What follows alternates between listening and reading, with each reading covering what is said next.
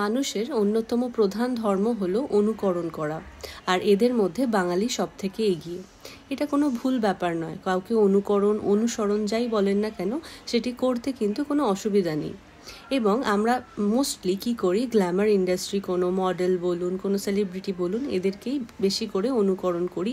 তাদের fashion sense থেকে শুরু করে তাদের ডেইলি লাইফ সব কিছু আমরা নিজেদের মধ্যে ইনকর্পোরেট করার চেষ্টা করি, কারণ ওরা কোথাও না কোথাও আমাদের থেকে বা সাধারণ মানুষের থেকে একটু হলেও এগিয়ে। এটা যদি আপনারা মানেন, তাহলে আপনারা নোটিস করে দেখবেন প্রত্যেকটা সেলিব্রিটির হাতে কোথাও না কোথাও কিছু না কিছু আপনারা জেমস্টোন খুঁজে পাবেন। ওনারা বোকা নন এবং ওনারা আমাদের থেকে এগিয়ে, সেই জন্যই আমরা তাদেরকে অনুসরণ করি। তো সেক্ষেত্রে আমি আপনাদের বলতে পারি যে অ্যাস্ট্রোলজি এমন একটি সাবজেক্ট যেটা আপনি চেয়েও কিন্তু ইগনোর করতে পারবেন না, বিকজ এটা কিন্তু ডেইলি লাইফে মানুষের ডেইলি লাইফে মানুষের কার্যকলাপ, ভবিষ্যতের প্রতি একটা ডিপ এফেক্ট ফেলে।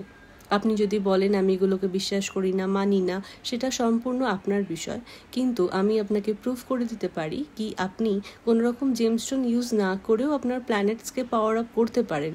আর প্ল্যানেটসকে পাওয়ার আপ করলে আপনার নর্মাল জীবনের যে স্ট্রাগল, সেটা একটু হলেও স্মুথ হয়।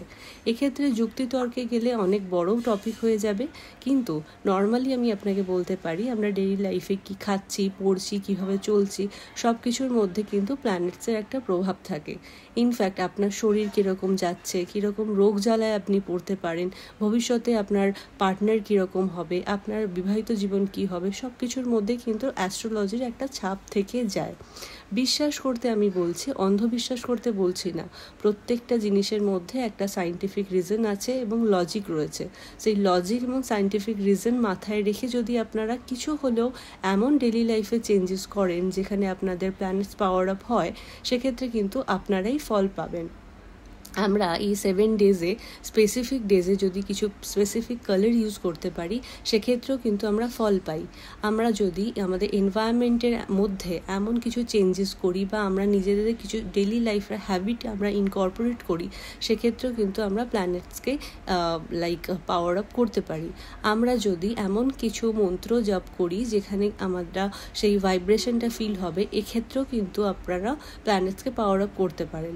অলওয়েজ যে জেমস্টোন পড়তে হবে এরকম কোনো ব্যাপার নেই, বাট জেমস্টোন হলো এমন একটা ইজিয়েস্ট ওয়ে যেটাতে আপনি মনে বিশ্বাস রেখে যদি সেটা পড়েন, সেক্ষেত্রে আপনাকে আর অন্য কিছু করতে হচ্ছে না। আপনি আপনার মতো বিজি থাকছেন আর পাথরের মতো কাজ করছে। এক্ষেত্রে আমি বলতে পারি যে আপনি ডেইলি লাইফে চেঞ্জেস করে আপনি আগে দেখুন যে আপনার সাথে সেই পজিটিভ কিছু হচ্ছে কি না। যদি মনে হয় পজিটিভ হচ্ছে, তাহলে সেইটাকে নিয়ে এগিয়ে যাবেন। আমি আমার এই এজে যদি অ্যাস্ট্রোলজি নিয়ে কথা বলি, সেক্ষেত্রে আমার লাইফেও এমন কিছু চেঞ্জেস এসেছে, তার জন্য আমি আজকে এই জিনিসটি প্রমোট করছি। এটা কোনো এমন ব্যাপার না যে এখান থেকে আমার কিছু গেইন হতে পারে। যেহেতু আমার ভালো হয়েছে, আমি চাই এগুলো আপনার মধ্যে স্প্রেড করতে, এবং আপনারাও লজিক্যালি, ইললজিক্যালি, অ্যাস্ট্রোলজিক্যালি সমস্ত দিক থেকে সব কিছু জেনে তারপরে সেই জিনিসপত্রগুলোকে নিয়ে লাইফে এগিয়ে যান। কোনো কিছু জানা বোঝার মধ্যে তো কোনো খারাপ কিছু নেই।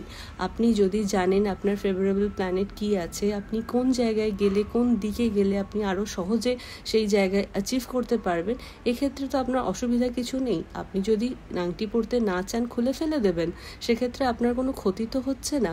এবং আমি আপনাকে সেই দিকে বলছিও না যে আপনি আপনার হার্ড আর্ন মানি স্টোনের মধ্যে খরচা করুন। আপনি আগে ডেইলি লাইফে চেঞ্জেস করুন, এনভায়রনমেন্টে নিজের ইনপুট দিন, তারপরে যদি দেখেন কিছু পজিটিভ রেজাল্ট পাচ্ছেন, তাহলে আপনি আপনার মতো এগোতে পারেন। এক্ষেত্রে আমি আরও নর্মাল ছোটো ছোটো টিপস দিতে পারি। আপনারা আমার চ্যানেল সাবস্ক্রাইব করুন, সেক্ষেত্রে আপনার ডেইলি লাইফে এই চেঞ্জেসগুলো দিয়ে আপনার লাইফ কীভাবে স্মুথ হতে পারে, সেটি আমি আপনাদেরকে হেল্প করব। Thank you.